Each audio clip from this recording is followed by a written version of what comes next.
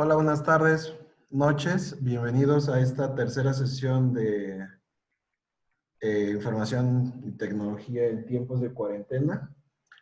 Mi nombre es Javier y durante esta sesión hablaremos un poco sobre la consola de Linux y de algunos programas que son útiles a la hora de administrar servidores. Solo con la finalidad de que si ustedes están en camino de volverse profesionales de informática, pues a lo mejor eh, se permea un poquito de la experiencia de nuestros invitados. Hoy vamos a estar compartiendo con Bernabé. Bernabé es un desarrollador de Java que aprecio mucho y tiene mucha experiencia en este tipo de temas. ¿Podrías presentarte, Roberto? Sí, yo soy Roberto, he sido principalmente desarrollador Java para temas de backend. No le he entrado a Android, hay cosas allí que me parecen muy inestables y muy atípicas para mi forma de trabajar. Pero a lo que sí le he entrado mucho es a cuestiones de líneas de comandos, a BIM, y me gusta estar buscando herramientas para hacer cosas en línea de comando de forma fácil, breve y sobre todo confiable. Bueno, ¿por qué empezarías, Javier? Pues no lo sé. Pues creo que hablando de utilerías así del sistema de Linux, eh, algunas de las como que considero muy básicas, creo que, por ejemplo, en Unix está este dicho que dicen que, pues que todo el sistema operativo es como una herramienta, ¿no? Dice, hay un dicho que va como Unix a Sanide, porque hay muchas herramientas como no sé, como Find, como Set, como grep, como WK, del que hablamos en una sesión pasada, como Xarx, no sé, Code, GT, no sé, muchas herramientas que cuando las combinas puedes crear una nueva herramienta, puedes resolver un problema muy específico al utilizar otras herramientas más generales. Entonces, también otro tema recurrente en la administración de sistemas de Linux es la programación de scripts de shell. Y yo noté, por ejemplo, que la sintaxis de shell scripting es muy básica, al igual que, por ejemplo, los tipos de datos que manejan, que solamente son de dos tipos, los números y las cadenas de texto. Entonces es un lenguaje realmente muy simple, pero entonces yo creo que si uno aprende este tipo de herramientas, que son, como bien mencionas, parte del paquete core y utils, eh, va uno a tener mayor facilidad para crear ese tipo de scripts y para automatizar en general eh, casi cualquier trabajo que puedas requerir en un sistema de Linux, ¿no? Entonces, no sé tú, pero a lo mejor me gustaría que pudiéramos revisar algunos ejemplos de estas herramientas para ver si podemos resolver, no sé, algún problema en vivo, yo qué sé. Eh, Bien, una cosa que podemos hacer es buscar los proyectos que tienes versionados en Y dentro de tus carpetas de trabajo. Y digamos que si tienes una carpeta eh, Golang Workspace, aquí puedes buscar todos los elementos que tengan como nombre .git, que son ¿cómo llamarles? Que son los proyectos que están versionados con JIT. De hecho, hay bastantes más si busco aquí, pero creo que eso no es tan relevante porque hay muchas cosas que vienen del manejo de dependencias de Go y otras que no vienen al caso, como toda mi configuración de BIM para esta máquina en particular. Entonces, volviendo al tema, pues eh, vamos a ver el file que tenía hace un momento. Es este.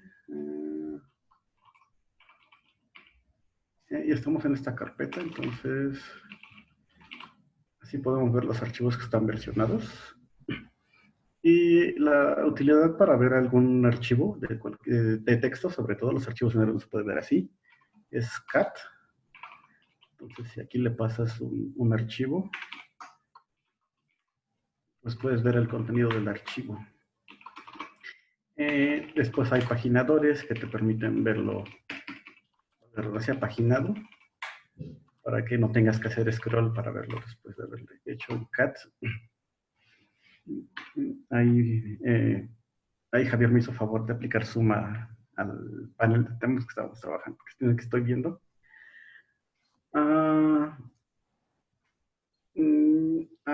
Bueno, ¿qué más?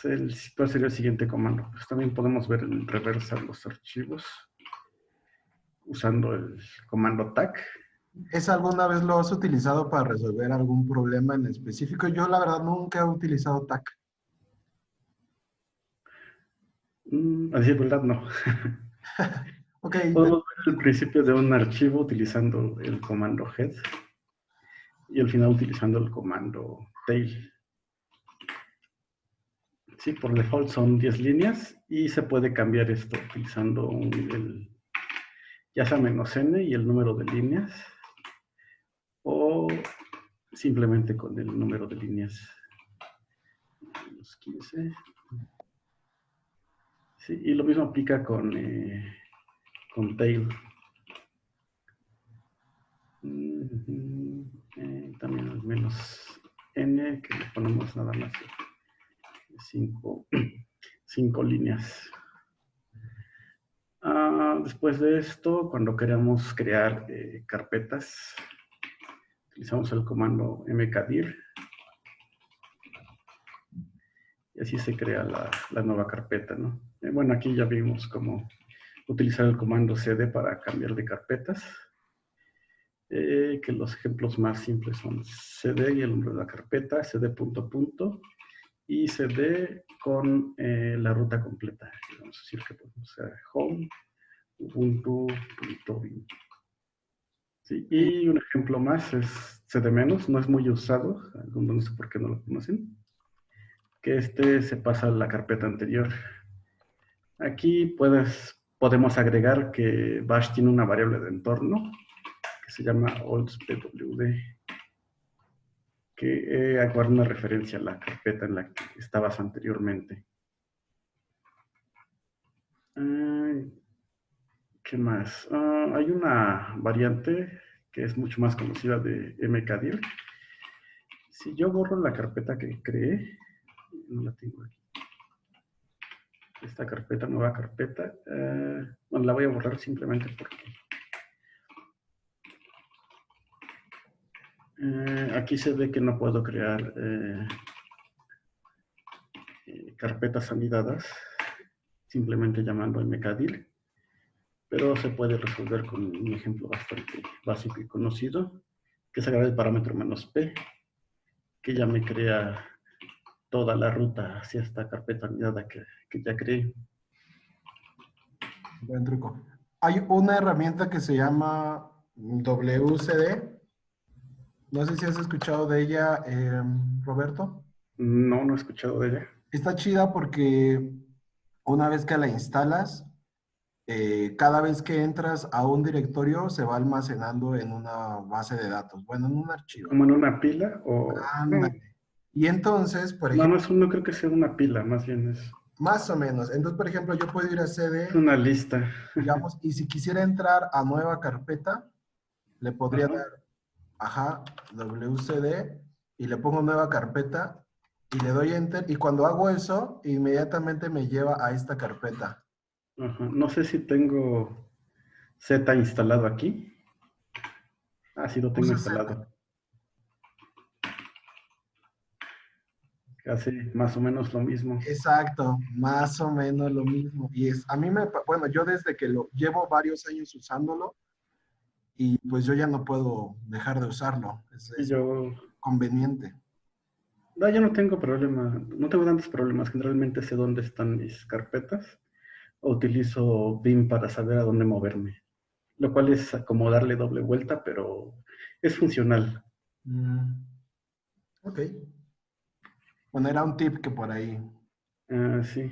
Bueno, vamos a ver cómo borrar carpetas, que es el comando rmdir. Pero no puedo borrar la carpeta, nueva carpeta con ese comando.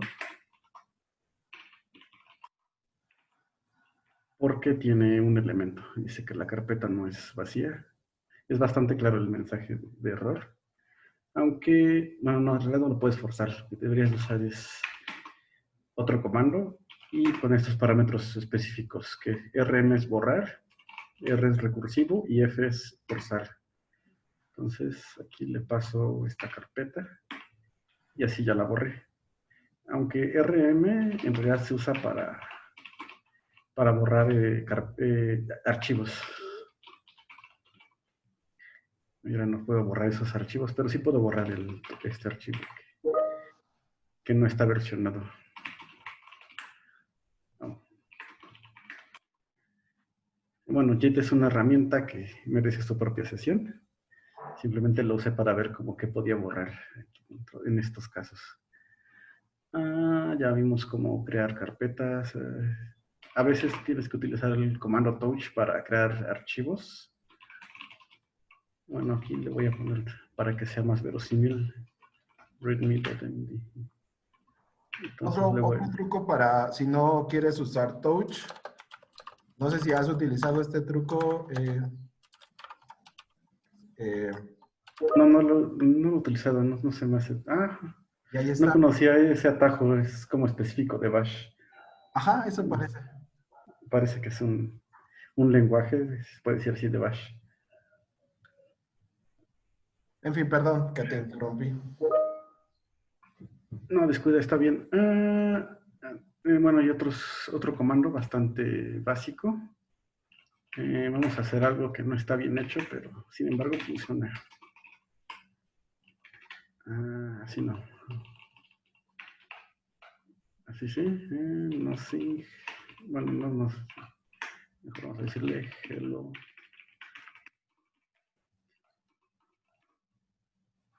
Y file.sh. ¿Qué pasó? Que no le puse las comillas dobles.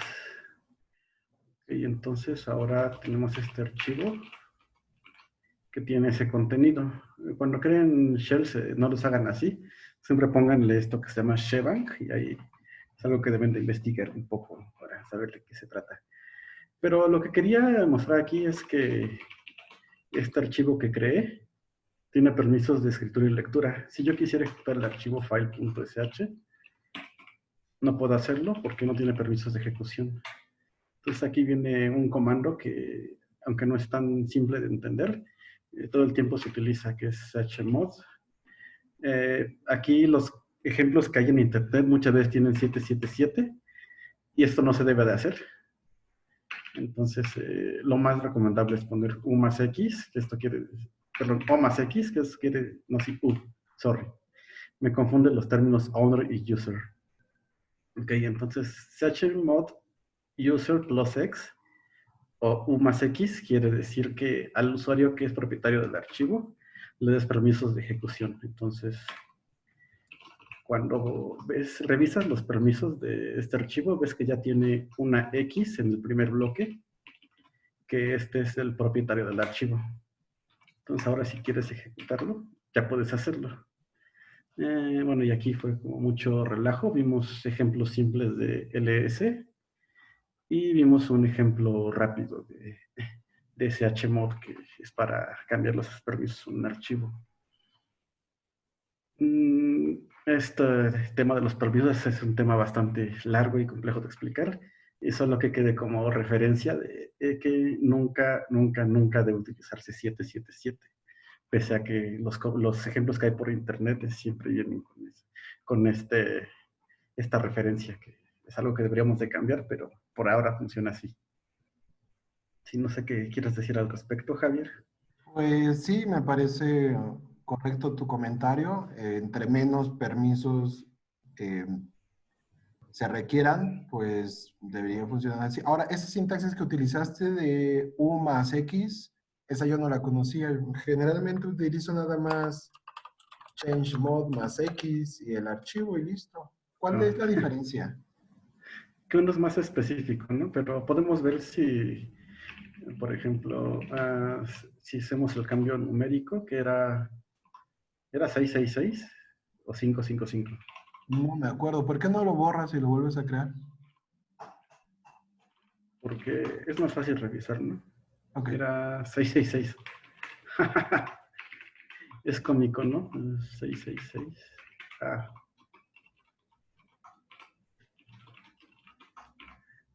eh, es un poco cómico que escritura-lectura por default sea 666, pero no nos metamos en ese tema. Entonces lo que hizo Javier es chmod, no quedó en el historial, era chmod más x, que debe ser una forma más corta. Mira, no le puso a todos, o sea, básicamente fue un UGO más X. No sé si me explico, Javier. Sí, sí, de hecho, pero ¿qué hizo? Le dio más X a todo, ¿verdad? Sí, o sea, A si todos los vemos usuarios. Y en el tuyo nada más le chmod, da X ¿a qué usuario? ajá, Usuario actual, ¿no? al propitorio. Ah, mira. No, pues sí, creo que tiene más lógica el tuyo. Sí, aunque generalmente se hace de forma numérica. Lo que haces es 766. Y en el caso de los archivos de las llaves, utilizas chmod 600 y ya son sí. Sí que creo que lo puedo ver, de hecho. Sale, y es en punto SSH. Mira, este non-host tiene permisos de lectura para todos. Ujú. Sí, esta es una notación binaria. El elemento de lectura vale 4, el de escritura vale 2 y el de ejecución vale 1. Entonces, cuando sumas 1 más 2 te da 3, más 4 te da 7. Esa es la ración de estos números de permisos. Ok. Mm, ¿Algo, ¿quieres agregar cosas acerca de estos core utils, Javier? Mm, Creo que el tema de permisos es un poquito complejo para que lo veamos en una sesión en vivo. Igual es básico para cualquier administrador de sistemas de Linux. Deberían, si están interesados en empezar una carrera en esto, sí, es como una parte esencial, ¿no? Y, pero pues sí, igual requiere un poquito de dedicarle un poquito más de tiempo por ahí. Y sobre Core Utils, pues, no sé, a mí me gusta mucho utilizar, por ejemplo, grep, sed, ese tipo de Ah, cosas. cierto. Y creo que otro tema que igual beneficia muchísimo cuando uno está aprendiendo ese tipo de cosas es aprender un poquito de expresiones regulares. ¿Tú qué opinas? Sí, sí, ciertamente. Entonces, vamos a... Voy ahora aquí a esta carpeta que tiene bastantes cosas. Entonces, si quiero encontrar aquí los archivos que tengan interface dentro de su nombre, puedo hacer algo así. Ah, que es como ya demasiada sintaxis, ¿no? Y todos estos archivos tienen interface en su nombre. Por ejemplo, este archivo que se llama user repository.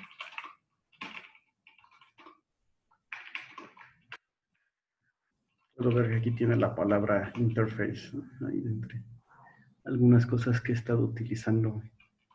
No sabía que había... esto no es mío. Bueno, no todo es mío. Unas cosas así. Otros solo son clones que he bajado de GitHub. Okay. Es buen truco. No sé si has utilizado Silbert AG o algo así. AG. Yo utilizo RG. Creo que es Java. Sí, mira, si era eso. Oh, mira, se me olvidó comentarles. Quería comentar acerca de WC. Bueno, que vi esto. Este sirve para contar líneas. Entonces, con este comando de type java files encuentro todos los archivos que este comando identifica como archivos de Java, que básicamente son archivos .java y archivos .properties. Después, cuando pasas la salida de este programa a WC, lo que hace es contar las líneas que salen, que haciendo una extrapolación rápida puedes concluir que es el número de archivos de tipo Java que haya en los subdirectorios de esta carpeta. Y puedes utilizarlo de otra forma. Digamos que tomo este archivo roll.java y utilizando esta sintaxis, wc-l, nombre del archivo, puedo contar cuántas líneas hay en este archivo. Algo que podemos ver aquí es que podemos, utilizando sharks, podemos ver cuántas líneas tiene cada archivo. ¿Qué pasó allí? Creo que... ¿Qué pasó eso? No, no pasó eso. Perdón, es WC-l. Me equivoqué de comando. De esta forma puedes ver cuántas líneas tiene cada archivo. Ahora lo que puedes hacer es ordenarlos con el comando sort, y si le pasas "-n" es de forma numérica. Si le pasas "-r", quiere decir que es en orden inverso, y después de esto puedes utilizar el comando head para ver solo los primeros 10. Que aquí nos va a incluir total, 29.074 en el total, que pues no, es algo que no queremos. Entonces una forma rápida de filtrarlo es utilizando el comando grep con el parámetro -v, que para asimilarlo rápidamente, -v quiere decir negación, y le decimos que no ponga total. Entonces así ya vemos que este archivo tiene 1417 líneas. Órale, qué buen truco, ¿eh? Me gusta tu ejemplo porque como que combinas un montón de herramientas de Unix justamente como para hacerle preguntas al sistema o cosas de ese estilo. Esto para mí es como, y creo que para todas las personas que trabajan con Unix, es como de las cosas más potentes. Súper. Aquí podemos utilizar el truco de RG. Aquí sí no importa tanto. Es curioso que haya como que tantos 150. Vamos a hacer un pequeño ejercicio adicional aquí. Aquí con este comando listo el número de archivos. Después por cada archivo le pregunto cuántas líneas tiene cada uno. Y con esa salida le digo que ordene de forma numérica, pero en reversa. Que empiece por los que tienen más líneas. Después quito esta línea que decía total, que vamos a verlo total. Digo, sin este grep. Me faltó ponerle head, ¿no? Le quitamos esta línea que no la queremos, entonces le decimos grep -v, que esta -v es una negación. Y le decimos que eran, con el head le decimos implícitamente que son los primeros 10. Ahora el siguiente ejemplo sería alguna razón, en una circunstancia diferente, yo quisiera únicamente este dato. Hay dos formas de hacerlo. La más común es esta, que es algo fácil de aprender. Utilizando awk o a WK le pides que imprimas, no el segundo, el primer campo. Que lo tenemos, ¿no? Y otra que me parece más fácil es utilizar cut y vamos a decirle que sea el campo 1. Mira, creo que hay que decirle que utilice un delimitador. Si no me equivoco es así.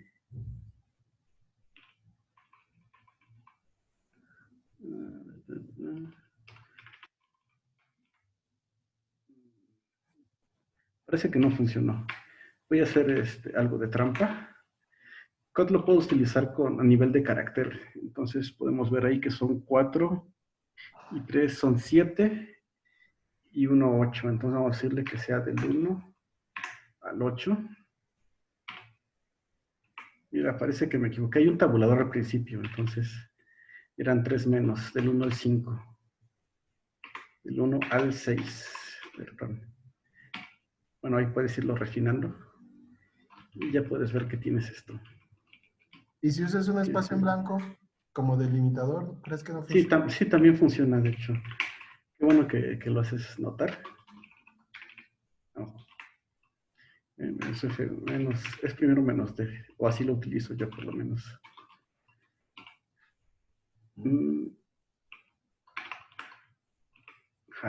Parece que tiene los 4 espacios.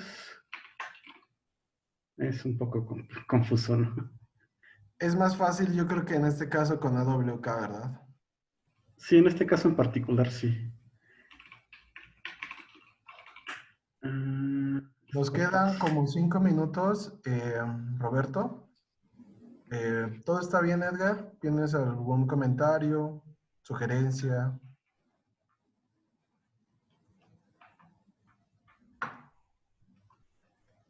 Mira, hay mensajes de chat. Sí. Dice que un poco complejo. Pues sí, la verdad es que como todo requiere su práctica. ¿Tú cómo le hiciste para aprender este tipo de cosas, Roberto? Con curiosidad, buscando cosas, lo que recomiendo es buscar preguntas en Stack Overflow o instalar este programa que se llama How Do I. Y aquí le preguntas algo así como bash list lines in file. Y te dice esto. ¿Sí? Y bueno, si le dices -a, te dice que esto lo sacó de esta respuesta de Stack Overflow. Y este es el contenido de esta pregunta, perdón, y este es el contenido de la respuesta. Sí, y hay unos man pages, bueno, obviamente puedo usar man, perdón, Pero para son ver todo este complejas, tipo de ¿no? cosas. ¿Qué pasó? Esas páginas son muy complejas y extensas, Son ¿no? extensas, sobre todo. Más que complejas, son extensas. Sí, sí, tienes razón. Y hay unas manuales mantenidos por la comunidad que se llaman TLDR. Yo uso un cliente hecho en Python que tiene esta sintaxis TLDR, find, y le paso el comando. Y aquí te da ejemplos de cómo usarlos. Entonces el comando find, que tiene montones Órale, qué cool. de parámetros, te pone este tipo de cosas. Sí, entonces TLDR, find, git, me da ¿qué más? WC, cat, está head, tail, y la sintaxis es bonita, ¿no? Así como colorida. Me gusta, me agrada. No sé si hay algo de Vim. Mira, si hay cosas de Vim aquí en estos man pages mantenidos por la comunidad. Está genial. Sí, esas dos herramientas las uso bastante cuando quiero saber cómo hacer algo. Algo que he buscado, por ejemplo, era find and exclude directory. Bueno, hay que saber inglés porque Stack Overflow está principalmente en inglés. Entonces yo le hacía esta pregunta a How Do I y me decía este tipo de cosas. Que utilices -prun y creo que si le doy -a tiene otro ejemplo bastante. Este ejemplo, por ejemplo, es muy práctico porque Cuando estás en tu carpeta raíz, no quieres que vaya adentro de tus .git, adentro de la carpeta .bim o de la carpeta .config. Y con esta sintaxis, difícil de escribir, pero concisa y fiable, puedes hacer este tipo de cosas. Entonces son mis principales fuentes de conocimiento, básicamente. Ok. Pues yo si pudiera agregar algo, sería que practiquen con Shell Scripting, es decir, intenten aprender ese lenguaje. Hay un libro muy bueno que se llama Portable Shell Scripting from Novice to Professional. Es, yo creo que después de que leí ese libro e hice los ejemplos, salté de nivel. Entonces, lo voy a poner en el canal de YouTube. La referencia la voy a buscar y la voy a compartir. A mí me gustó mucho ese libro. Y creo que a través de la programación de Shell Scripting pueden aprender algunas cosas más sobre estas herramientas. Ese sería como mi tip.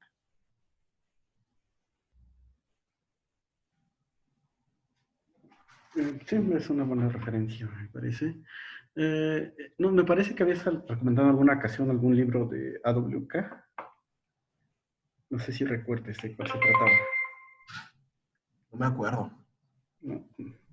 Ok, bueno, pues entonces ya estaríamos revisando y en algún otro momento también lo mencionaremos aquí en este lugar.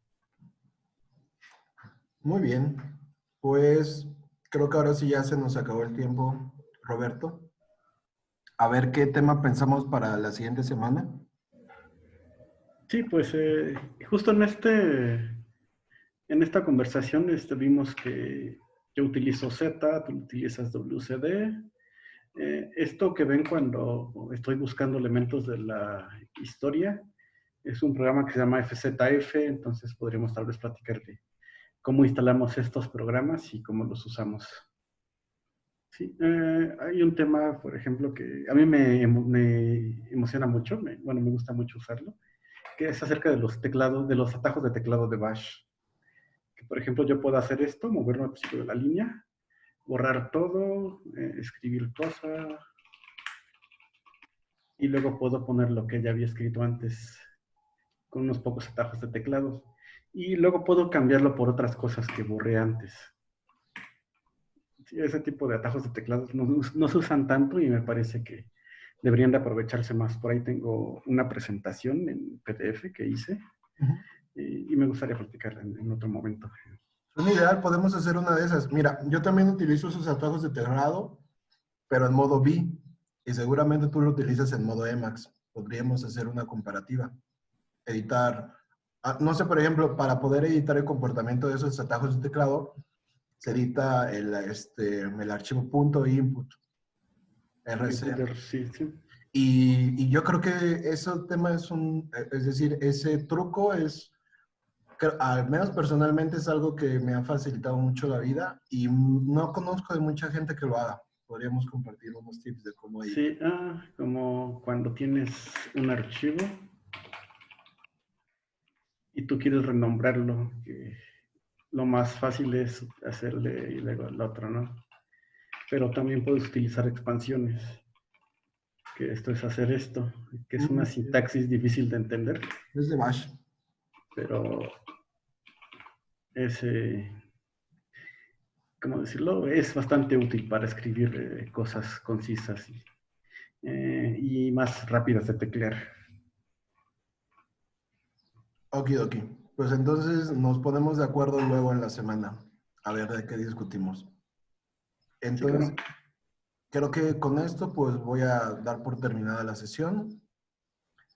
Y pues nada, en un ratito subo el video a YouTube y pues listo. Sigan en casa y feliz término de semana. Hasta luego. Gracias, Roberto. No, ¿de qué? A todos, gracias a todos.